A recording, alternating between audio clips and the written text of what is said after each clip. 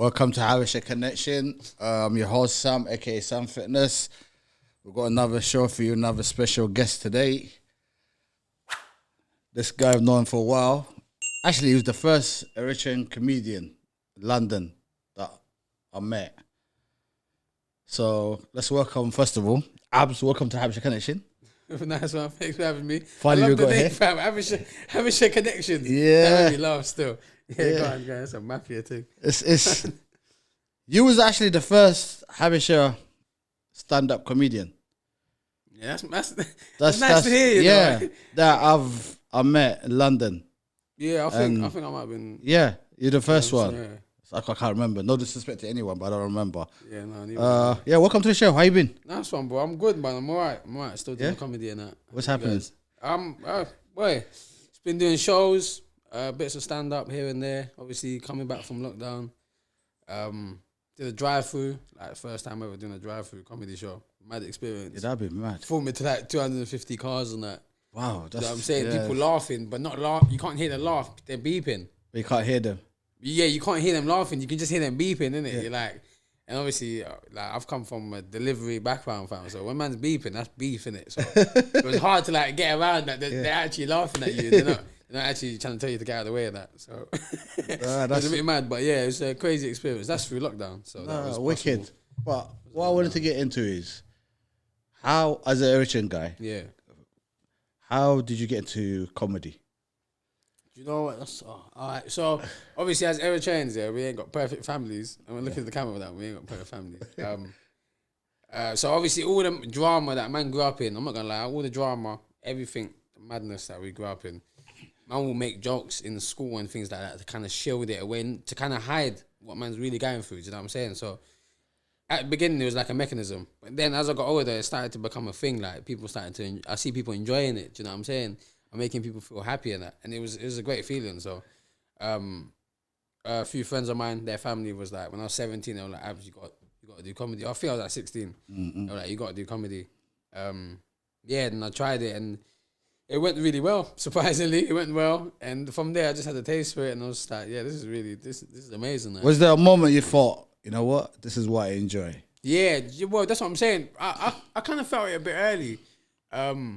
Surprisingly, from the first show I did, which was in Labrador Grove, in on the Green, and I had a few mates help me plan the jokes out, and I did it, and it was like, wow, like, you could get paid for this, like, to make people laugh, you get me? Like, this is not 9 to 5, this is me going to a bar, standing there for 5 minutes and making people laugh and going home, like, feeling good, and possibly one day making money. Like, it was like, I just knew from there, I was like, yeah, this is me, this is 100% me. I came back a week later and bombed that show.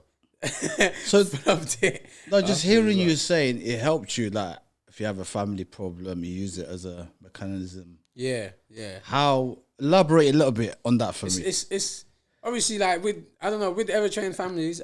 We experienced it, but religion and things like that kind of it adds to everything. Do you know what I'm saying? So it can be mad stressful, and as a child, you kind of, especially as a male child, you don't want to be like crying and things like that around your friends, and in school you don't want to be sad all the time.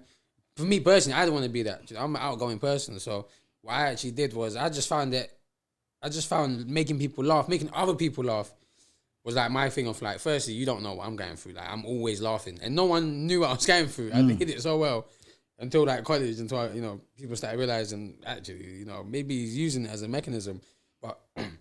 In the beginning, it was like, I did it so well that I didn't want no one to know in it. You know what I'm saying? And funny enough, what I didn't realize was in school, none of my brothers had problems as well, and everyone was doing their own mechanism. Nobody showed it. Yeah, everyone had their way of. Bro, I lived on the road here, bro, in Brixton, and I remember everyone on that strip. There's probably about 10 doors, probably about 12 doors.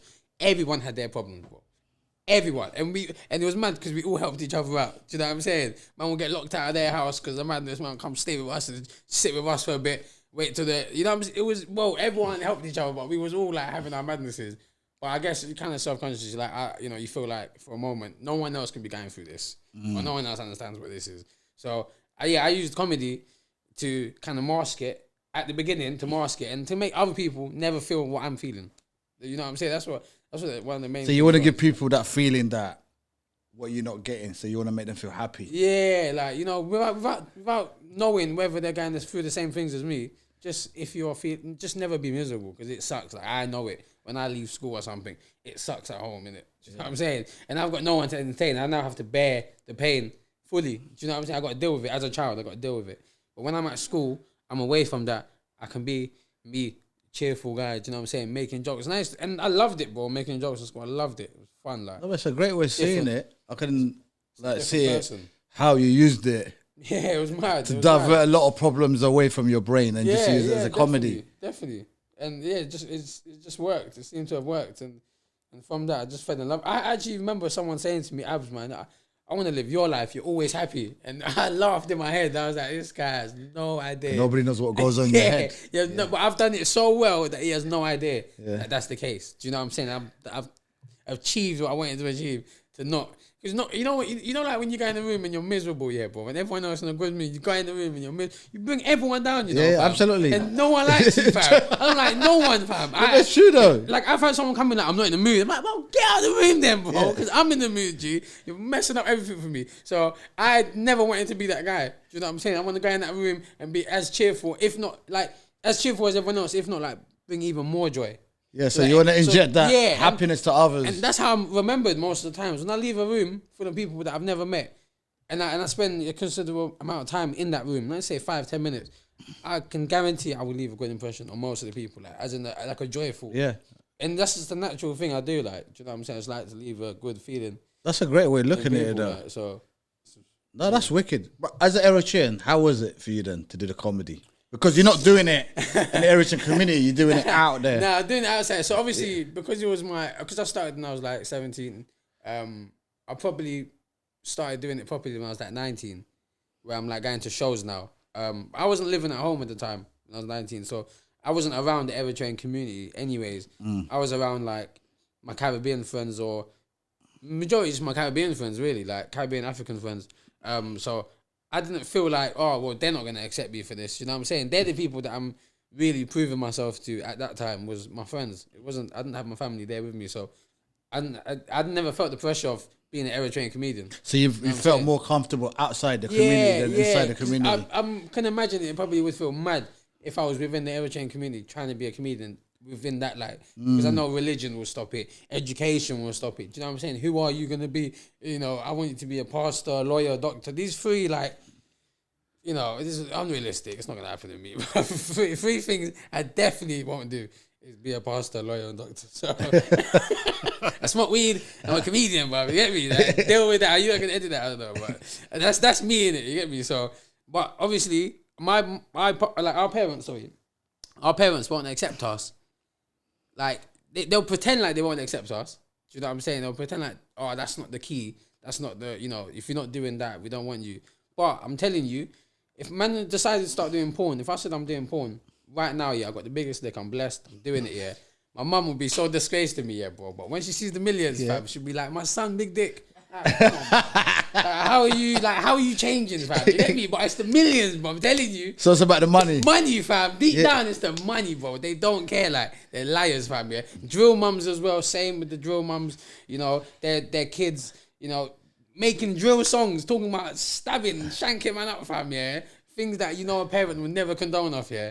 But when the son is making thousands and buying the mum Range Rover, fam, she's chefing the video like this as well, fam. She sees the money, bro. She don't care. Actually, it's a lie. Don't ever feel like, you see when you're chasing your dreams, yeah? Don't ever feel like you're making your parents like you're like, you know, dishonoring your parents or whatever. Because you're not, you know. If you win at that, whatever you're doing, and you win and you achieve your goal, and you're making that money, essentially, you're making that money. So it's about the money at the end. It's the money, bro. It does make a difference. If you're coming home with millions, then... Bro, how can your mum disown you, fam? You get me? Did she not? Even look at Pablo Escobar's mum, fam. She loved it. To be honest, I don't know who's mum. I'm sure she loved it. I'd have loved it. Right, but do you think now, I mean, I'm looking at the kids now. If he was 20 years ago, if he told you, Habesha, I'm going to be a comedian, it's like, what? Yeah, nah, disowned, bro. I'm probably getting shipped to Eritrea, bro. There you go. Be doing comedy in Eritrea, in the military and that, fam. Nah, it's sweet, fam. The back of the pickup Toyota, fam. Yeah, keep it moving, fam. Let's do this, fam. Bumpy roads, bro. Nah. Definitely, 100% not. You see, because I had a broken relationship with my family, because of that, I don't have to ask anyone or tell anyone I'm doing this. Do you know what I'm saying? You make your own decision. Me, yeah, it's just for me, fam. And I'm probably one of the only benefits from that. Do you know what I'm saying? So you believe that helped you? 100%, like 100%, because yeah, if to be honest, I don't even know, because if the family was good, maybe my mum would be like accepting of it. Who knows? So how would you think your career would be in a comedy scene if you had that perfect Habesha family? That's what I'm saying. Would I even be a comedian, bro? I'm not too sure. That's what I'm saying. It's the pain that's got me there. I think the pain that's got me there more. So you think it's the pain that helped you? Yeah, I think it made me accelerate within understanding that this is what I want to do. Do you know what I'm saying? Like, because I wouldn't have been expressing myself as much in school or feeling the need to do that. Do you know what I'm saying? In a way, you use it as a therapy. Yeah, that's what I'm saying. So I wouldn't need that if everything was great. And I probably would be a plumber, bro. There's a few things I wanted to do other than before comedy, which was a plumber, a pilot. I got told impossible. My sister always said to me, "You can do it. You can do whatever." It's true. Realistically, I probably couldn't. But she would believe in me. Yeah. But I had people tell me, "Nah, you can't do plumbing." I got told you can't do plumbing. She's like, "Fine, save up $6,000 and do the course privately." And do you know what I'm saying? There was always I had like my sister. She always did push me with everything. Like with the comedy, she's like, "You can do it." With the comedy, well, she's watched my videos, man. Like, so she encouraged you. She always we watch comedy together. Like I have a comedy catalog. Like I know if someone says a joke, I know what comedian that's from. So would you say she's one of those people that encouraged you to do the comedy? 100%, bro. Encouraged me to do everything I wanted to do. Everything that I thought I could do. Yeah. Or believed I could do. What's your sister's name? Adlis.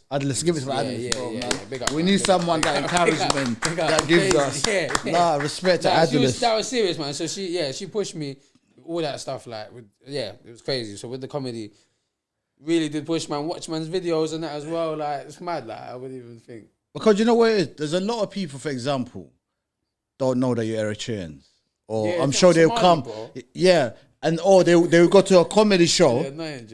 And because it's a Caribbean show, or they expect me Somali straight, bro. Yeah, they wouldn't expect. No, it's not even that. I think sometimes they just don't think. And Eritrean, they didn't even know Eritrean so much. Exactly. We're only coming out because of Drake, bro. You get me? One time he said the bar about us, fam, and now everyone's like, I want to date an Eritrean. Fuck off, bro. Sorry, I swear with him. But he used to call us forehead. You can swear. He used to call us forehead gang, and I used to cuss us, fam, about our foreheads. And now because of Drake, we're all of a sudden we're attractive. Leave me alone. We're the flavors right now, bro. Nah, man. They're eating our food as well.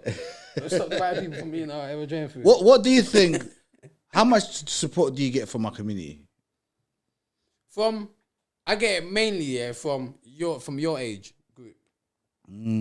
I've realized that because I've got along with you guys. Yeah.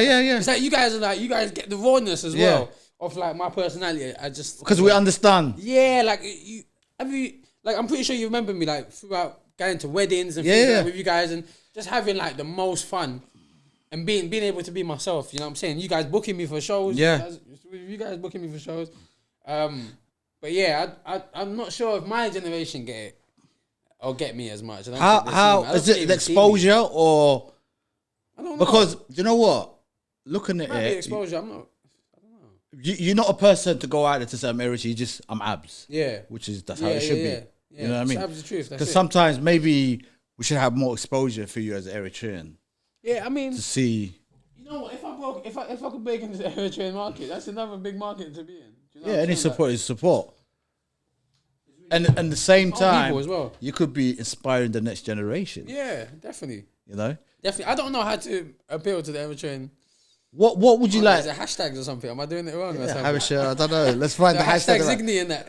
I mean, they're going to watch this now. They're going to know you're Habesha. So let's hopefully we get more support for you. But look, forehead, guys, look in there. Somali forehead. This is Eritrean forehead. Claim it. See, it's 4 inches, 4.5 and over. Somali fam. So. It's when I take that off, boy, it pisses me off. Because you see everyone's eyes go up in it. You're like, can you make eye contact? You see how women, they're like, can you stop looking at my boobs? That's me. It's like, can you stop looking at my hairline, fam? There's no hairline there.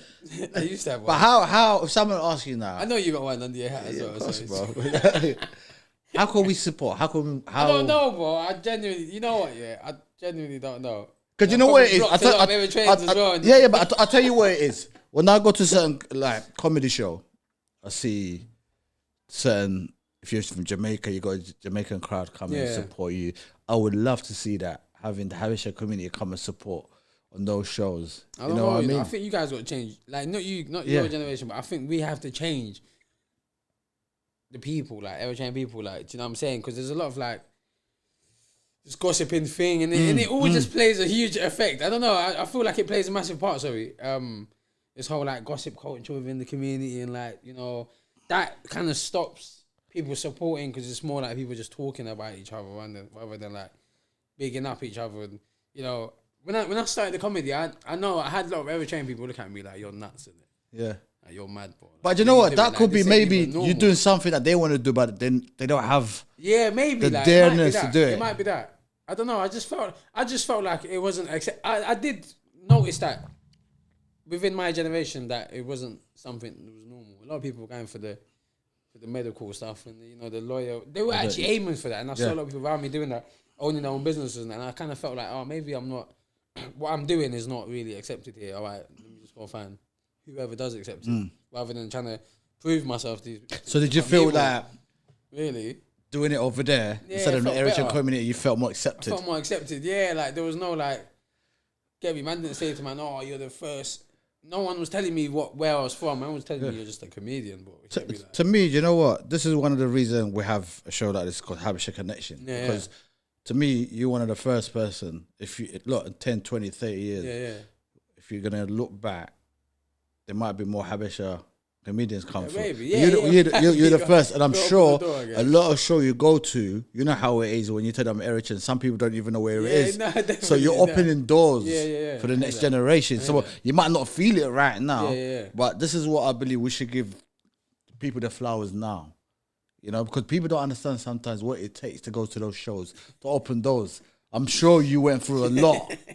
you can tell us a bit more how it feels to go to the shows, what it takes to go through it. You know, people just see your confidence on stage, busting out jokes. I would never post up a video of me flopping on stage, and you're probably thinking, all right, well, he must be doing all right then, innit? Do you know what I'm saying? But I mean, the first time I was ever booed off stage was November 14th. November 22nd, 2014. Sorry. And you probably wonder, how the hell do you remember a date? Because when you get booed off stage for the first time, you ain't forgetting that date, bro. It's like losing your virginity, fam. Like, bro, it is peak. But it's like losing your virginity to a stick with like nails sticking out of it. Well, it's horrible, fam. It's a horrible feeling. You got a heart to go a comedian, bro. It was savage. It was a Sunday night. It was in Streatham, Hideaway. Big up to Hideaway, always like booking, man. And it was a packed house, and it was raining. And there was like a promotion, like you get in for £2 before 7:30. After 7:30, it's £12. And they kept them outside until 7:29 in the rain. And then let like two people in for £2 in it. And then £12 for everyone else. So they're pissed. Audience are pissed already in it. And they're wet, they're pissed, they're paying full price. It's expensive to get in there. But it's a good show. So we get in there anyways. I go on stage. I'm new, still quite new. I go on stage. First 5 minutes, I'm killing it. Everyone's going like mad, laughing, loving it. It gets kind of overwhelming for me, innit? So I just forget everything, innit? Because I just can't believe they're laughing this much. So I forget everything. And then I'm like, shit, I need to remember, like, shit, what's next, innit? So I'm like, fuck it. Just go back to the first joke and just try and elaborate on that first joke again. Maybe they won't notice. And they notice straight away. And so silence first, innit? You get the silence first. so then, and then I say another joke, it doesn't bang. And then I think it was, what was it? I think I must have, oh yeah, so I said something about like, oh, any Muslims in there? I don't know why I said that, but it was the dumbest thing ever. I said, any Muslims in there? And then someone made noise, and I was like, man, I love pork, you know. So I don't know, it was so dumb, yeah. Don't rush me, guys, please, yeah. Any Muslims from Habesha Connections, don't hurt me. I was young, it was an accident, and I said that. And then I remember seeing like a Muslim guy with a beard and that, like, give me the 30th screw ever. And then I responded with like, oh shit, I think we started SMS again, which is like a South Muslim crew in it, yeah, back in the days. Yeah. And then from that booze, right? But the booze are like scattered everywhere. Yeah. Then they start getting strong. They start joining together, like booze coming in together. I'm just saying, I don't care. You guys paid £12. I got in there for free. Like this, just really lighting the fire, like. And it was getting worse. And then the DJ is scratching me off, like, get off stage now. He tried to save Time's your going life. slow, bro. Time's going so slow. I'm like, oh my days, hurry up and get the mic out my hand, bro.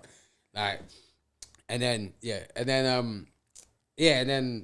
But this is what gives you the experience, though. Yeah, no, you need it. So I came off stage, and that week I was trying to promote a comedy special that I was doing. Oof. Right, so I got flyers on me. Oof. Now my heart's telling me, go home, G. Like this is not your night. The hit is on you, mate. I'm like, you know what? I got flyers on me. Yeah. What about the 5 minutes that I did? Surely I was good enough for that. Yeah. Let me hand out flyers. So I start handing them out as people are leaving. I stood next to a security guard on purpose, just so I don't get rushed. And I swear to you, I'm handing them out, and this woman grabs a flyer from me. Some people are telling me like, yeah, you was funny, bro. Until the end, you was funny. Like, respect that. Woman comes up, takes the flyer, scrunches it up, stuffs it back in my pocket, walks off. And that was the hardest. See, that's how a fight can kick off. Bro, that was the hardest. That was one of the hardest moments. Like, I'm standing there like, yeah. You just got to swallow it. You have to just take it. Yeah, and I stayed up that after that night. I got home and I stayed up till 7 a.m. going over my set, going, how can I fix this to make sure this never happens again? But that's the experience you needed. And that was, I wouldn't say that was my last time, but that was, I've been booed off I've flopped to 2,000 people. See, a lot of people would have not come back from that. Yeah, I flopped from 2,000 people. About 500 of them booed me. And then I just hid backstage. I was making like really, it was inappropriate. It was offensive jokes. Yeah. Talking about like getting head from, and by the way, the audience were like all old people at the front. So, and I didn't notice. I was just enjoying my moment. And I'm like, oh, it's always good to get head from a woman that has a lisp because it sounds like she has too much tongue. And you can never have too much tongue in head. Do you know what I'm saying? And I've got my and then I'm not looking at the audience here. I'm just looking at the lights. Yeah. And I should have looked at the audience to notice, oh people, you should not be saying this. And I'm like, yeah, I put my dick in her mouth and I make her say all the S's for me. And it's like, how many sausages did you have for breakfast? She's like, 6. I'm like, oh. And it's like, I'm basically in that. And then I look out and I just see like old people like no way. You know, like when old people, like, you know when parents beat you but with words and they go, I'm disappointed in you. I hate that word. I had that from the look. They're looking at me like, I'm disappointed. I just stopped in it. I was like, I'm bumming. This is not going well. And then some stag or hen party, whatever, started booing me, and came off stage and that. Yeah, but you can't expect everybody to laugh all the jokes. Yeah, no. Certain crowd will get it, certain crowd wouldn't get it. I did that exact joke the year before, to 2000, and it banged. It banged. So it was just really reading the crowd. That's what it is. That's what I learned from reading the crowd, understanding what jokes to say and what not to say. But yeah, I hid backstage for an hour and a half. I was like, I ain't coming out to face 2,000 people. F this. And then I ducked out and just went home. But I didn't get no hate or nothing. It was just whatever. Yeah, I mean, it made you who you are. Then it pushed you. Yeah, that's only 2 times.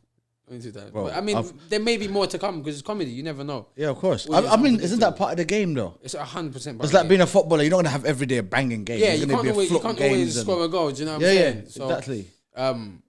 Yeah, no, it's definitely a part of it. And it makes a comedian who they are. Like, it builds their identity. And it gives you that. You said your sister gave you that push. Yeah. Which is amazing. Is there any comedian or anybody that inspires you or you look up to? Yeah. Obviously, Dave Chappelle, Richard Pryor, 2 of my favorite comics. I can see that. David Chappelle, that rawness. I went to go see him first time, this year, my boy bought me a ticket. As a surprise on that. Could never afford these shows on that before. I refused to pay 80 quid, 100 quid. Like, I'm like, bro, I'll watch it on computer, bro. I'll watch it on Netflix. So I am a big fan, but I'll watch it on Netflix. But he got me a ticket and I got to see him in person. And just to see that rawness and watching him start from, the beginning to where he is now, huge success. It's super inspiring. Like, I can't lie. It's amazing. And Richard Pryor, just like, the godfather of comedy, really. One of the greatest. Yeah. And Patrice O'Neill is another person as well. He passed away. But he, just being raw, kind of like being yourself, you're building your whole identity, like not chasing, like, I get it, like, it'd be nice to do stadiums now, but if I don't get a stadium deal, it's not because I can't sell out a stadium, it's because my fan base is my fan base. You know what I'm saying? Like, I want a fan base, a strict fan base where they love my stuff and they are fully aware that I'm raw and I'm not gonna, the cancel culture is just It's getting too much out of here. Get a bit of a headache and that still. It's mad because a lot of these comedians, like Richard Pryor and that, would he, if he was Richard Pryor like today, would he be Richard Pryor? Like, might not even survive. Yeah, it's a different game now. Exactly. So, Dave Chappelle, if he he'll still survive, but he'll have his own audience. Yeah, it'd be a lot smaller, I think, but it'd be a lot tougher, like. Because now we are aware you can't say this, you can't do this, which I don't understand. It's comedy. It's just long. You can't do it to comedy, man. It's evil. It's comedy is about expressing yourself. Yeah, realness. Not taking it serious. Yeah, exactly. Like, it's just too much political correctness. Obviously, going on. if you say something here and it's not funny at all, and it just comes out like racist or whatever, like homophobic, and it's not funny, then it's not funny. And it's, you know, then you are what it is, isn't it? But there's a lot of times a man will say something and it's not racist, it's just intelligent. Like, you just have to break it down and understand he might be talking about how the system works, and you're looking, I don't know, man. It's just, I think some people got such a short span. They don't even understand the comedy. Yeah. So they just want to. Yeah, they want to hear the keywords. Yeah, and they're out. They've gone. Yeah, they don't really get the jokes. And we hear the word gay and I'd be like, he must be homophobic. Like, listen to the full subject. Listen to the whole subject. It's true. You know what I'm saying? So I've seen it a lot. So where do you see yourself? Let's say from here, in 5 years' time. Where do we see Abs? Really bad. I should actually write goals like this, plans, you know. Where would you like to see yourself? Or is there certain thing that you want to accomplish? I don't know. Do you know? Oh man, I'd love to write like either like a series here or book. I'd like to write. What would it be about? It's actually about growing up like as an Eritrean in the UK. Like growing up through the struggle and then you know going through, you know, religion playing a major part in a lot of like choices that you know was made throughout growing up or whatever. And you know, I feel like with the Eritrean people, we do have a lot of effed up, you know, things happen in our family, but we don't talk about it, bro. We hide everything. Man, hide it, like, and it's damaging. We're hiding it, like. Now we're making it feel like you're the only one going through that problem. Man, bare of us are going through the problem, but ain't no one sharing it. And we're hiding it so, like, badly. We're not even hiding it well, because you know what's going on, like, do you know what I'm saying? We're hiding it so bad that it's actually destroying us, like, as a community, bro. It is destroying us. And man, I'll see Eritreans going to alcohol so hard, yeah, fam. Fighting all the time and that quickly. Get me? Where you think that anger's coming from, bro? That's saved up, there's an issue. built up anger, fam. Yeah, like, there's an issue that we're just not addressing.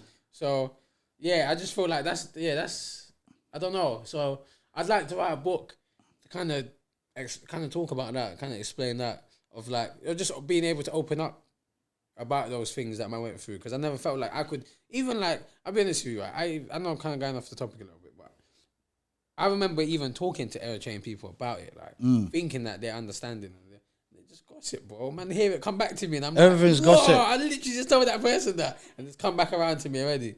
So you think we have that culture where we don't keep like secrets to ourselves, or I don't even know if it's a secret. Like, it's not even a secret. It's like you could have told him, but is he gonna help me out? Yeah. Do you know what I'm saying, or is he hearing it just to hear it?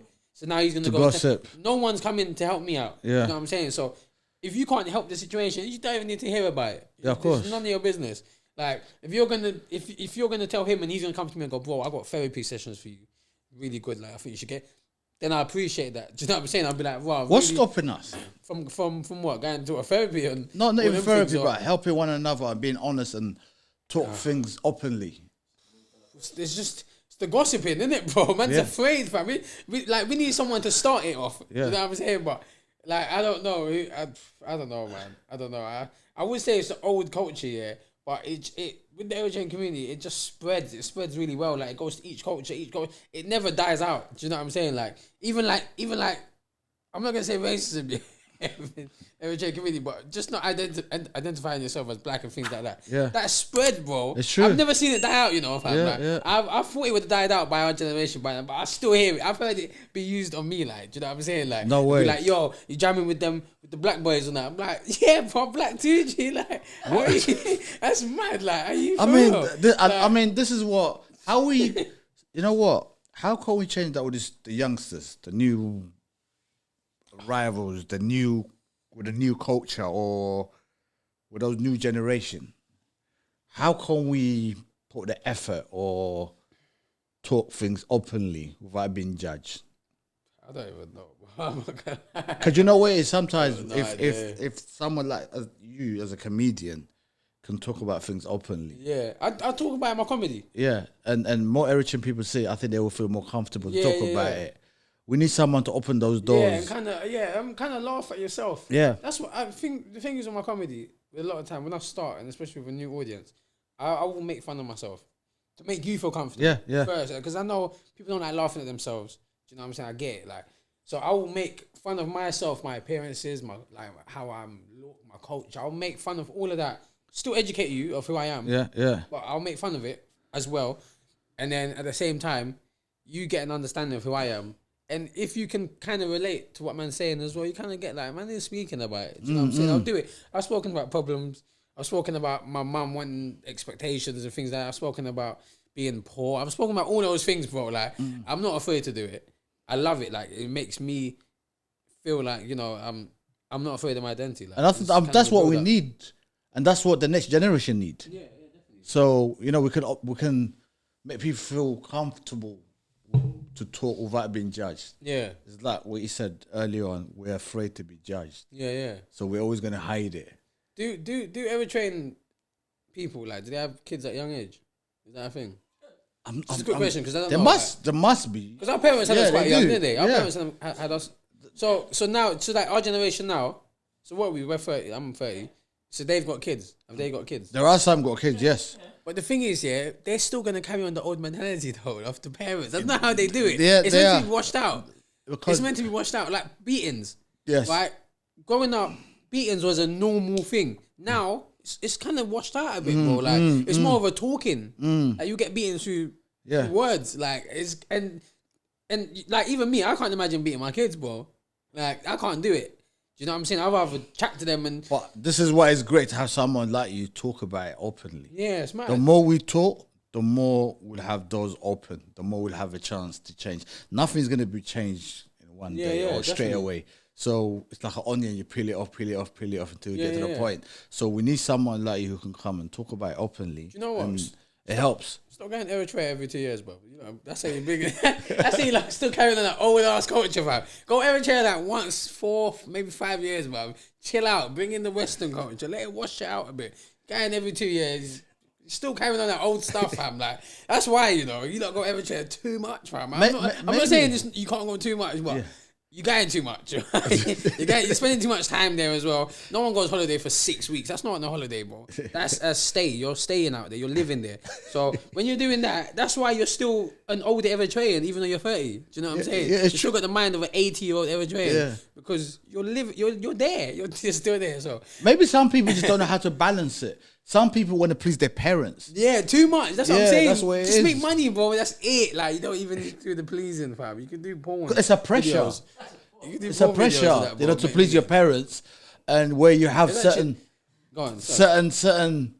I've typed in Eritrean porn. There's none. So there's actually none yet. We need to bring that out. I'm gonna start that genre as well. Go on. Is they scared to tell their parent they're wrong, Yeah. so they just go along with it. Yeah, exactly. So they'd rather shut their 100%. mouth. Yeah, They don't want the headache. That's dead. You have to disappoint them for a moment to then finally show them that actually this is what I was trying to do. Like, you just allow me. So give us that perfect abs world. How would it be? Perfect abs world. Yeah, for the Habesha community. How would you dismantle it, bring it together, fix it? You know, What, the Eritrean community? Yes. Oh my days. I don't know that one, bro. Just I don't know. The thing is, I won't even. Where's this going on social media? YouTube. How serious is this gonna? No, we're Is free that here. Are we free here? Free. Listen, so I've Speak got however fear, you yeah. want. I've had this fear, that I would never date Eritrean people. Why? Like women, obviously. I'd never date Eritrean women. Because I'm afraid that we're all related. Do you know what I'm saying? So I'm not the person to really talk about how to fix things like this, because I usually stay away because of like these urban myths that I've, you know. So I don't know how to. But yeah, for example, if I say to someone like, "Yo, do you know Mariam, which one is it? This?" And then you find out you know them. Somehow, it's annoying, bro. you know I someone. once done the thing with a girl and she was related to one of my best mates. That was a nightmare, bro. And I'm telling him, gassing him, like, bro, I did this with her, I did that with her, and his face gone dead. And I'm like, why is his face gone dead for? Like, why is he gone dead? Why is he not gassed with me, bro? This is a gas moment. Yeah. Obviously, I was younger, so man's just talking, innit? Like, you're talking with your boys, innit? Like, I'm Like, fam, man did this and that. He's just looking at me, dead face, like serious as well. Because we are such a small community. It's annoying, bro. Somehow or another, you know someone. It's so jarring. And That's why. That's my cousin. I was like, bro, she spat, fam. Don't worry. Like, I didn't have it out because that's kind of too far still. But that's why you have to come to your community sometimes, get to know who's who. Nah, bro, it don't matter, fam. It don't matter. Another Eritrean person come from Eritrea. Yeah, but sometimes you might not know who your cousins are. What I know for sure is I have no family members.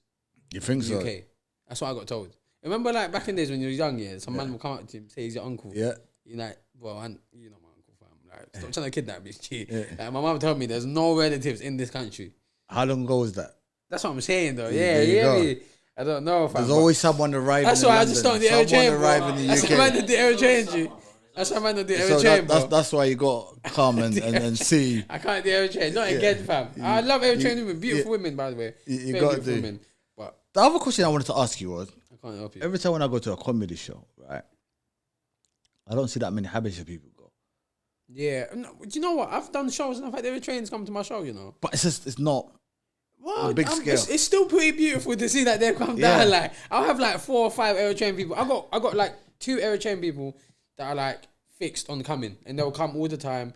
They're always there, no matter what. Like, they'll bring their people down, and then I have like another 3 or 4 additional that will just like from Instagram just follow me. So and they're Eritrean, and that's I'm like, well, all right. We need to make it into 20s and 30s and 40s. Yeah. What was that show you guys did? Was that not Eritrean? No, it was mixed. Oh, it was mixed. Yeah. So there you go. Even we put the show, we had more non-Habesha than Habesha people. Yeah, no, I remember that one actually. Yeah, no, it was a mix. It was.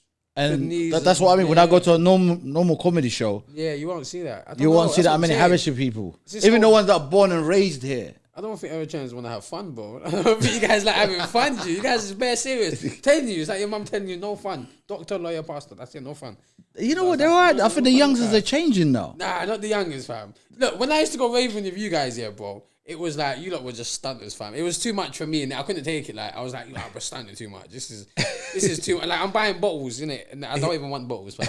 You know what I'm saying? And it was hardcore stunting until I'm going, I don't have the money for this. Like, I'm working, getting paid on Friday, and I'm spending money's gone. Gone, like. And I'm not a stunter. I realize I'm not a stunter. I'm not that guy. You know, I'm chilled. Like, so that wasn't for me, like. But I feel like that generation now, they've turned serious, fam. You lot, get me? None of you lot doing. You ain't doing DJ and that, bro. Yeah, tell your mum you're a DJ. He's doing. Your mum know you're a DJ. He's, but she thinks Eritrean music, innit? She thinks Eritrean music. That's when it's okay, you know. When I went clubbing, I went Coliseum. My mum was like, "Yeah, go Coliseum. With the other Eritreans, go."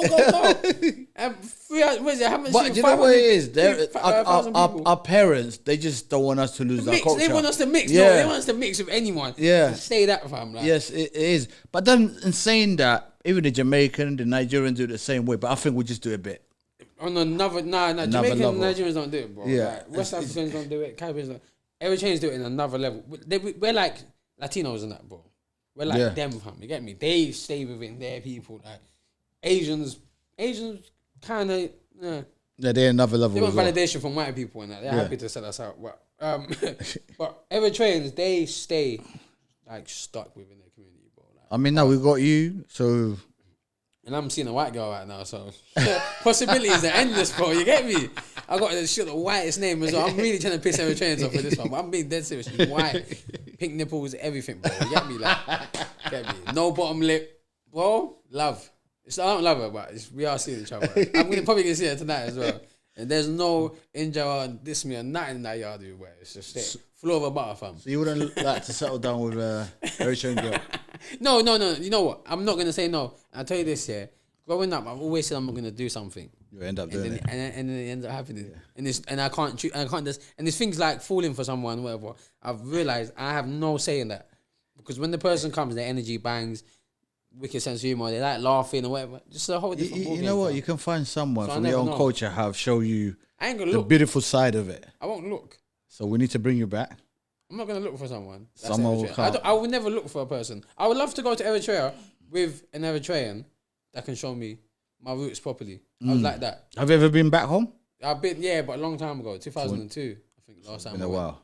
So maybe take a Things trip. have changed, bro. You get me? Take a trip. Yeah. Or like, go. Or if you don't want to go back home, go around Europe. Go visit. I've done Europe. Different I've done communities. Europe. I've done Europe. No, I've Yeah? done that, bro. What I was doing that. I've done Prague. I've done Barcelona. No, I'm but by myself, though. By no, but myself, the though. Habesha communities. Oh, it's oh, you mean like the Sweden, German, Italy, and that? yeah. Nah, I mean Germany. I've got family in Germany. Got family in Sweden. And how's that for you? Yeah, I mean, I don't really see them like that. But Kind of gossipy as well, bro. you know what? I mean, Maybe listen, what too you much. need is we need to have a show for you all around Europe. Yeah, what? But there's Eritrean communities and Yeah, there are big Eritrean in big, Holland. yeah. You have in Germany. You have. Yeah, I wouldn't mind. Still, I wouldn't mind. You know. I heard that they're more like on stuff, like, you know, like fun. Yeah, not yeah. Like, obviously, on And stuff. there are some comedians I've seen online in Germany, Yeah. and they're quite okay. actually. Yeah, Yeah. there's a guy in Germany. I forgot his name. He comes on TV. He's got his own shows, and Okay. yeah, it's a bit strange for me looking at an Eritrean guy speaking in German and busting yeah, jokes. mad. But Yeah. you know, there are Sick. things Yeah, are changing slowly. Yeah. You know, and only takes one moment, all you guys to get together and make things happen, make things change. You know, it's been a lovely. This is your home anyway. I'm sure you're gonna come back again. I don't live around there, but they're far away from me. South London don't like coming to North London. Yeah, I mean, I live in Camberwell now. I moved to. I'm originally from Brixton. But I would say you're not far, just around the corner. no, I am far away, bro. Yeah, When you say Camberwell, Camberwell's not far. that is far, bro. That's an hour to get here, you know. Oh my days, queuing up to get on the train. Easy. But before we go out, Yeah, big up. is there anything coming up or any message you want to give to our people or anything from Abs? I'm sure a lot of people are gonna see this. They never seen you before. We're gonna put your details here anyway. For Okay, just follow me on Instagram, Abstruth, on YouTube as well. Got I got a few shows coming up. Got one in February called Bangers, and I'm gonna be doing a comedy special sometime next year. So just follow me and stick around to that, and then it's gonna be like about everything that man's gone through, and kind of like I've written so much for it, and it's just waiting for the right venue or finding the right venue for it. But yeah, just stick around. Thank you for having me. No, we appreciate it, bro. Come on. Been sick, man. Nice one, bro. Big up you guys. Well,